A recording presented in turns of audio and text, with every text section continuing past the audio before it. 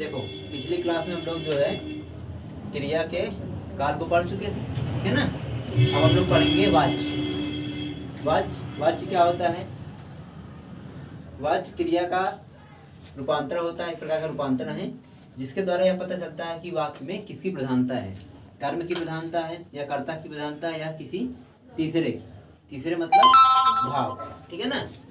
वाच्य क्रिया का वह रूपांतरण है जिसके द्वारा यह पता चलता है कि वाक्य में कर्ता, कर्म अथवा भाव में से किसकी प्रधानता है, ठीक है ना। वाच्य कितने प्रकार के होते हैं? वाच्य कितने भेद होते हैं? वाच्य के 3 भेद हैं, कर्तृवाच्य, कर्मवाच्य और भाववाच्य, ठीक है। कर्तृवाच्य यानी कर्ता जिसमें कर्ता की प्रधानता हो उसे कर्तृवाच्य कहेंगे, ठीक है। अब उदाहरण देखो, राम ने दूध पिया, इसमें किसकी प्रधानता है? किसने दूध पिया? राम ने, तो राम ने दूध पिया। मैं विद्यालय गया, कौन विद्यालय गया? या विद्यालय का अगर विद्यालय गया लिख दो तो कोई मतलब नहीं है, मैं विद्यालय गया, ठीक है ना, यानी मेरी प्रधानता इसमें है। सीता गाना गाती है, किसकी प्रधानता है? सीता की प्रधानता है, यानी कर्ता की प्रधानता है, ठीक। इसके बाद हमें है कर्मवाच्य, जिसमें कर्म की प्रधानता हो। कर्मवाच्य यानी जिसमें कर्म की प्रधानता हो उसे कर्मवाच्य कहेंगे। उदाहरण देखो, गाना गाया जाता है, उसके द्वारा गाना गाया जाता है, मेरे द्वारा विद्यालय जाया जाता है, ठीक है। इसमें देखो द्वारा शब्द जो है छुपा रहता है, द्वारा या से, ठीक है ना। बाई इंग्लिश में जो होता है बाई शब्द, इसका ये छुपा रहता है या लिखा भी रहता है, कभी कभी लिखा भी रहता है, ठीक है ना। उसके द्वारा गाना गाया जाता है, उसके द्वारा विद्यालय जाया जाता है, मेरे द्वारा दूध पिया गया, ठीक है ना। ये सब क्या हो जाएंगे? कर्मवाच्य। कर्मवाच्य में द्वारा शब्द या से जो होता है वो छुपा रहता है या लिखा भी रहता है, ठीक है ना। ये किसी वाक्य में अगर ये शब्द छुपा या दिखेगा तो समझ जाओ उसमें क्या है? कर्मवाच्य होगा, ठीक। इसके बाद आता है भाववाच्य। भाववाच्य जिसमें भाव की प्रधानता होती है, ठीक है ना। जिस सीता से गाना गाया नहीं जाता है, उससे पुस्तक नहीं पढ़ी गई, ठीक है ना। मेरे द्वारा विद्यालय या मुझसे विद्यालय नहीं जाया जाता, मुझसे टहला नहीं जाता, मुझसे चला नहीं जाता, सब क्या हो जाएंगे? भाववाच्य, ठीक है ना। चलो मैं एक सेंटेंस बता रहा हूँ, बोल रहा हूँ, तुम लोग उसका तीनों बनाओ।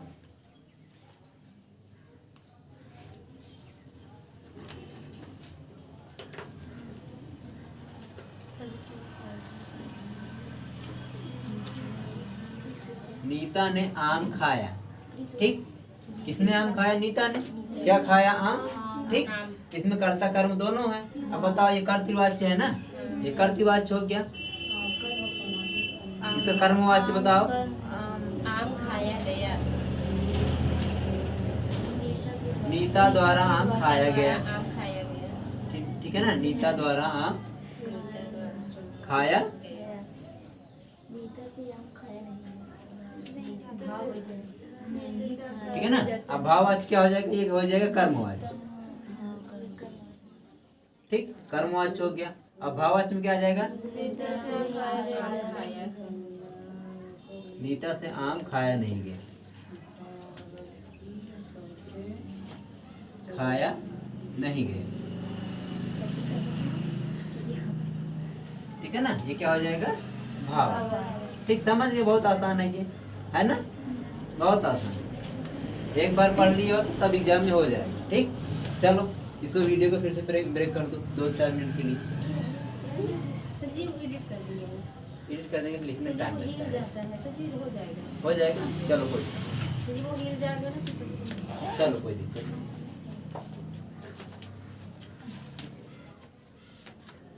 हो गया ना? बात समझ में आ गया ना? जी सर। चलो इसके बाद हम लोग चलते हैं अपडेट।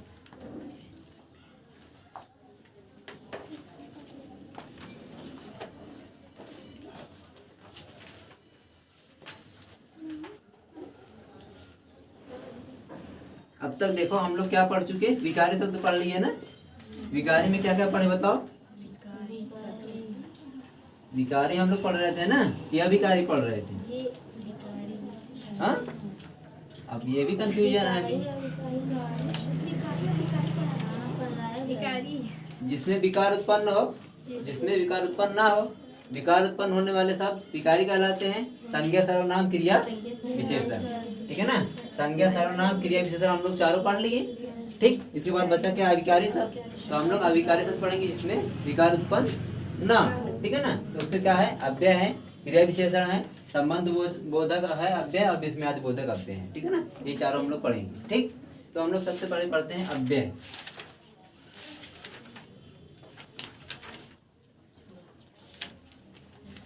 अच्छा एक बात और, इससे पहले तुम लोग बता दो, ये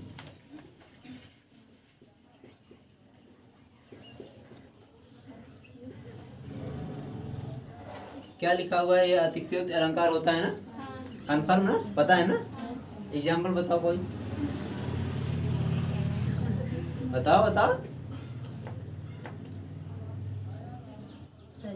सिंपल अलंकार पढ़, इसी को क्या बोलते हैं इंग्लिश में, हाइपरबोल।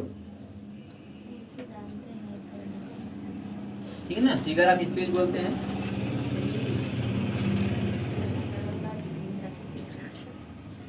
ठीक, अतिशयोक्ति बताओ, कोई एग्जाम्पल बताओ भाई, बहुत सारे एग्जाम्पल, कोई वाक्य बोल दो। हाँ वही है अतिशयोक्ति, बताओ। देखो एक है ना, वो क्या नाम उनका, मुझे नाम नहीं याद आता बार बार, क्या नाम है उनका, जो सुदामा चरित्र लिखे, क्या नाम उनका,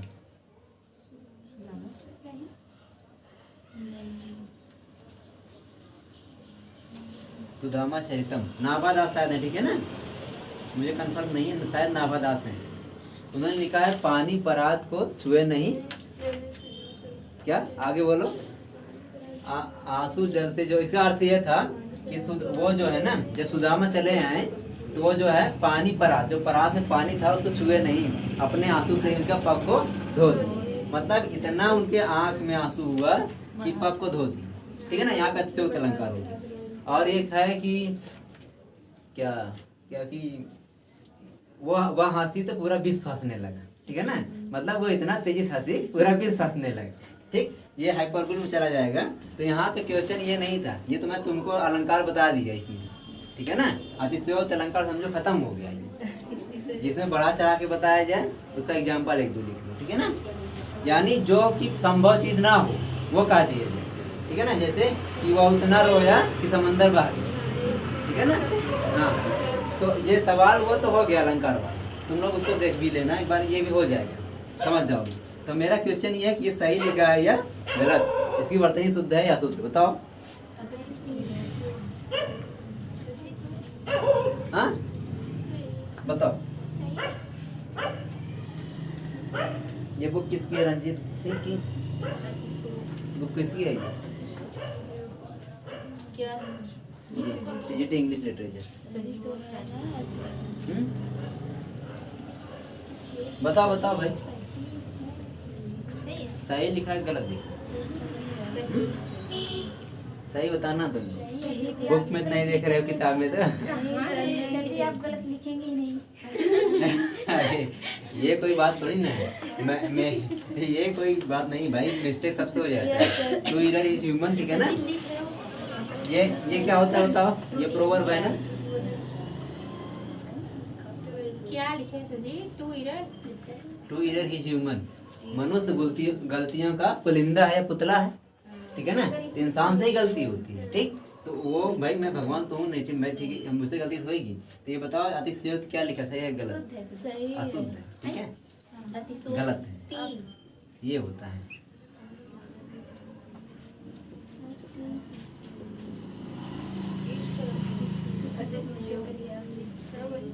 ठीक है ना, देखो बुक में देखो। ठीक है, मुझे सेट मिला था आज, इसीलिए मैं बता दिए दोनों। अभी एक क्वेश्चन और मुझे याद नहीं आ रहा है, अभी उसको बताएंगे, लिखते रहो। अब अतिशयोक्ति अलंकार नहीं भूलेगा ना, कंफर्म याद हो गया? चल सही है। चल हम लोग पढ़ते हैं अव्यय। देखो यहाँ पे क्या लिखा हुआ है, अव्यय यानी जिसका क्षरण ना हो, जो व्यय ना हो, यानी ऐसे शब्द जो संज्ञा सर्वनाम के साथ में आते हुए भी, क्रिया के साथ में आते हुए भी उनमें कोई परिवर्तन नहीं होता, चाहे जहाँ भी रखे जाएं वो वैसे के वैसे पड़े रहेंगे। ठीक है ना, वो क्या कहलाते हैं, अव्यय।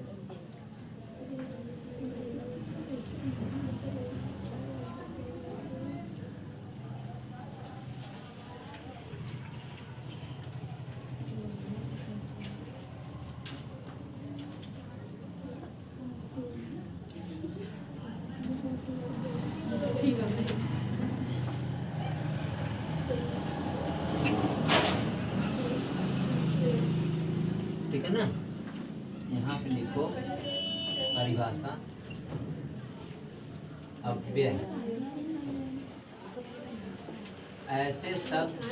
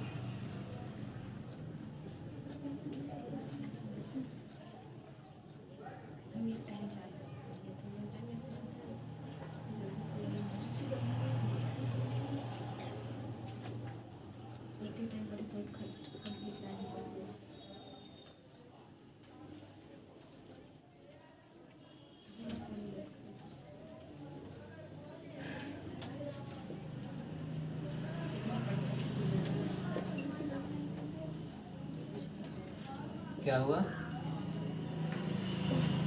क्या पूछना है भाई, बोलो। देखो भाई, मेरा कान जो है ना बहुत तेज है, लेकिन आँख थोड़ी कमजोर है। सही बता रहे हैं। अगर मैं सोता भी रहूँ ना, कोई बात करेगा तो पूरी रात मैं सोता रहूँगा, लेकिन सुबह सब कुछ उसको बता दूंगा, भाई तुम क्या बतियाए।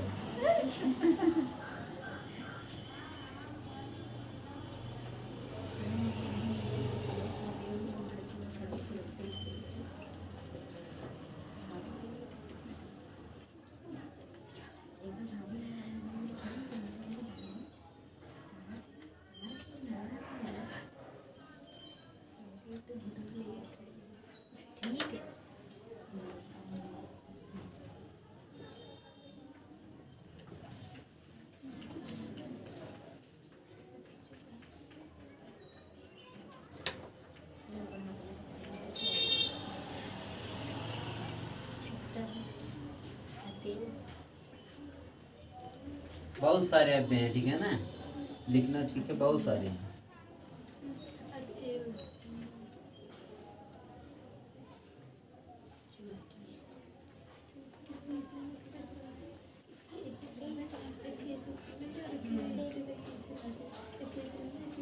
ठीक है, इसके बाद हम लोग देखते हैं क्रिया विशेषण।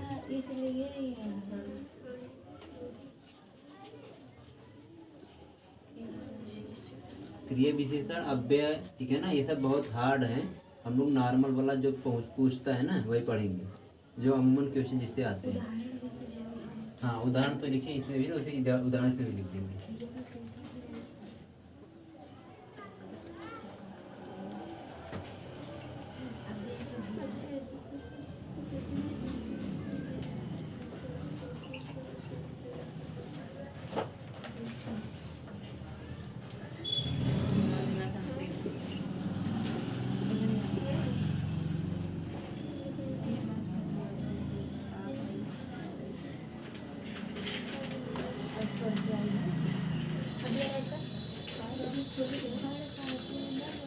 लाइट है कि नहीं, देखो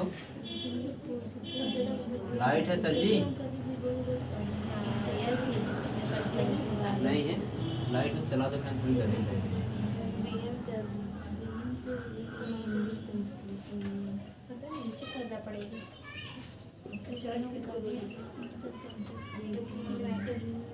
पढ़ना पड़ेगा।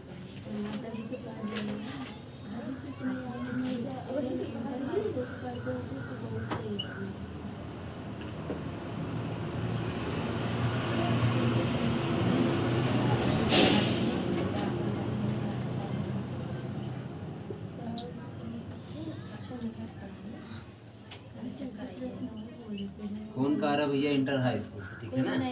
अभी टाइम तुम्हारे पास बहुत है, अभी पढ़ लो, ठीक है। पढ़ने वाली बात नहीं, सब प्रश्न बता।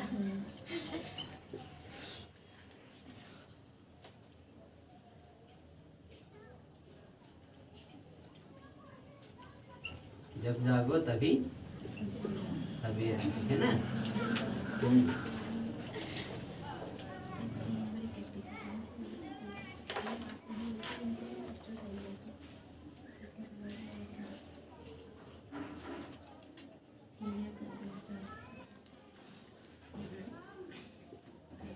ये वाक्य देखो एग्जाम में खूब पूछा गया है।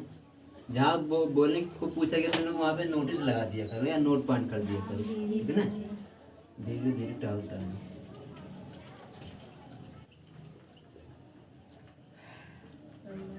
ठीक है ना।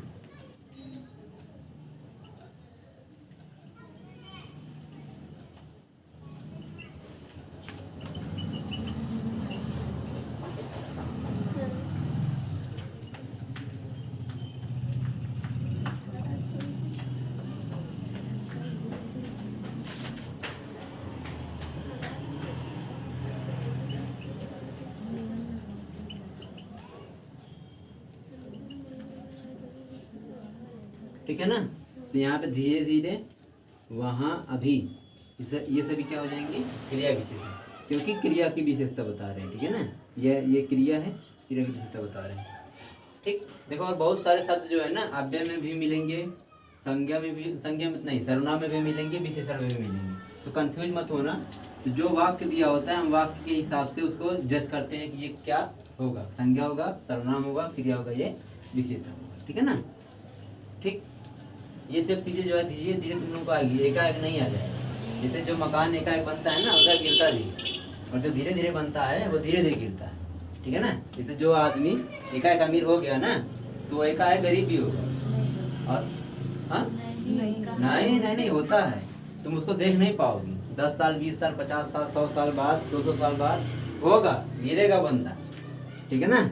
लेकिन जो धीरे धीरे उठा होगा वो धीरे धीरे गिरेगा, लेकिन जो एकाएक उठेगा ना वो एकाएक गिरेगा। ये बात पूर्णतः सत्य है। हो सकता है तुम लोग नहीं देख पाओ, इसको जानने के लिए तुम अपने कम से कम अपने गांव के 70 साल के बुड्ढे से या 60 साल के बुड्ढे से पूछना है। कहानी जब बताएगा वो, तो बताएगा भैया आज देखा उनके देखिए ऐसे हुई, पहले उनके देखिए ऐसे रहा, ठीक है ना। तो बताते हैं, तो उसका रीजन वही है, ठीक। चलो, अव्यय क्या होता है यहीं से देखो। हिंदी जो होती है ना, उसकी आधी जानकारी हमको परिभाषा में मिल जाती है। अगर परिभाषा समझ में आ गई, याद नहीं करना होता, परिभाषा क्या होती है समझना होता है, ठीक है ना। अगर परिभाषा समझ में आ गई तो हिंदी समझ में आ जाती है। परिभाषा समझ लो, और परिभाषा समझने से पहले उस शब्द को समझो जिसकी हम परिभाषा पढ़ रहे हैं, ठीक है ना। यहाँ पे देखो क्रिया विशेषण, यानी जो है क्रिया है क्या बता रही है, क्रिया की विशेषता कोई बता रहा है, यानी क्रिया के साथ में विशेषण है, क्रिया के साथ में विशेषण है, तो ये क्रिया विशेषण हो गया। अव्यय है जो व्यय ना हो, जो खत्म ना हो, जो निश्चित हो, ठीक है ना, वो अव्यय होता है। अव्यय ऐसे शब्द को कहते हैं जिसके रूप में लिंग, वचन, पुरुष, कारक इत्यादि के कारण कोई भी कारक उत्पन्न नहीं हो, ठीक है ना। जब देखो चाहे जिस वाक्य में हो वो जब ही लिखा रहता है, जबे नहीं लिखा रहेगा, जब ही नहीं लिखा रहेगा, ठीक है ना। अगर इसका लिख देगा तो मतलब ही बदल जाएगा, ठीक। तब, जब, अभी, इधर उधर, वाह, आ, ठीक, अरे, और, अतः, अतएव, चूंकि इत्यादि जो है सब क्या है अव्यय है। और ये वाक्य में निश्चित रूप से इसी रूप में आते हैं, इनका रूप परिवर्तन नहीं होता। रूप परिवर्तन जानते हो ना, पहले एक सीरियल देखता था, कौन सा, चंद्रमुखी, है ना, कोई देखता था उसमें, बताओ देखा है, याद नहीं है, देखिए। अच्छा, नहीं देखो भाई, मैं जब देखता हूँ मुझे याद रहता है, ठीक है ना। हाँ, तो उसमें रूप परिवर्तन होता था, तो रूप परिवर्तन हो जाएगा अगर तो बदल जाएगा। तो रूप परिवर्तन हुआ तो क्या बनेगा, वो संज्ञा, सर्वनाम, विशेषण और क्रिया बन जाएगी। रूप परिवर्तन नहीं हुआ तो अव्यय, क्रिया विशेषण, संबंध बोधक अव्यय और विस्मयादि बोधक अव्यय। ठीक है ना। हाँ, तो यानी जिसमें विकार उत्पन्न हो गया वो विकारी शब्द हो गए। ठीक है ना। जिसका रूप परिवर्तन हो गया वो विकारी हो गए, जिसका रूप परिवर्तन नहीं हुआ वो अविकारी। ठीक, चलो इसके बाद अव्यय हो गया। अव्यय के बाद क्रिया विशेषण, यानी क्रिया, जिस शब्द से क्रिया विशेषण या दूसरे क्रिया विशेषण की विशेषता प्रकट हो। ठीक है ना। यानी ऐसे शब्द जो क्रिया की विशेषता बताते हो। ठीक है ना, विशेषण विशेषता बताते हो। ठीक, वो क्या कहलाएंगे? क्रिया विशेषण कहलाएंगे।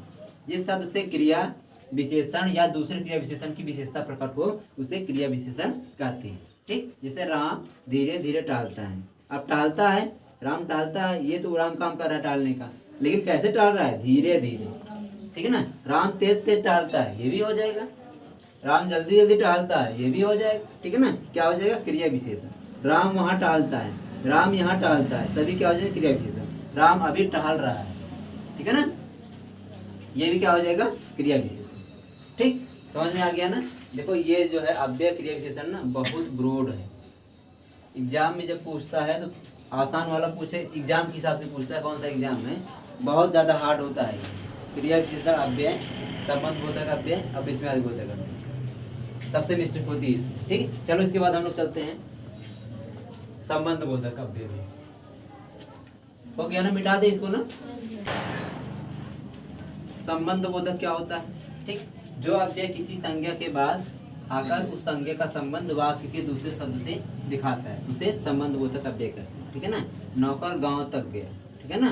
रात भर जागना ठीक नहीं, यहाँ पे भर हो गया।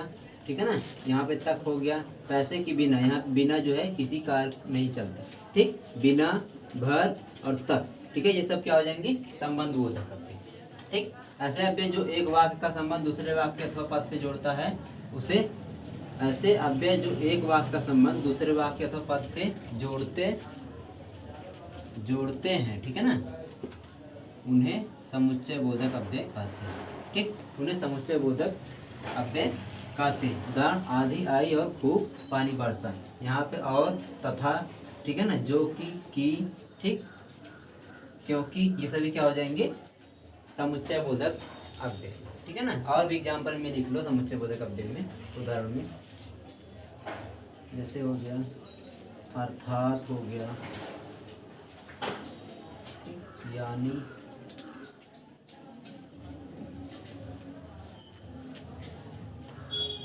मानो, ताकि, जो कि,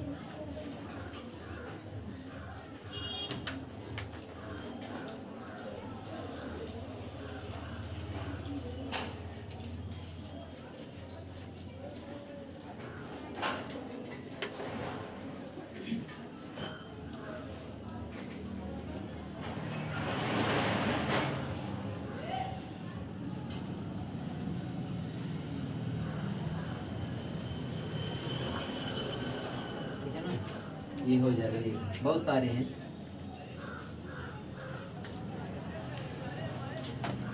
चलो, संबंध बोधक अव्यय हो गया, समुच्चय बोधक अव्यय हो गया। ठीक, इससे पहले हम लोग क्या पढ़े हैं? क्रिया विशेषण अव्यय।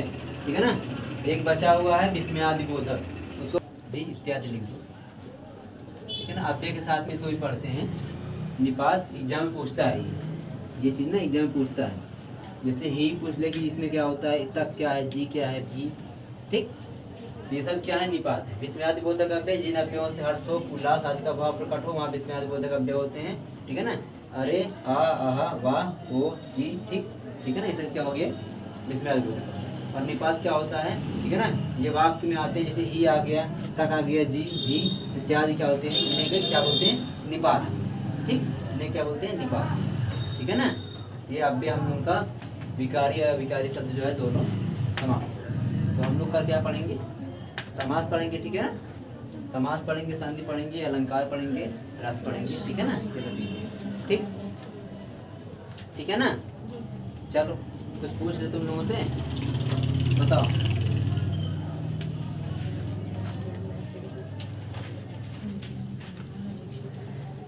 इसको बंद कर दो भाई, बंद कर दो इसको।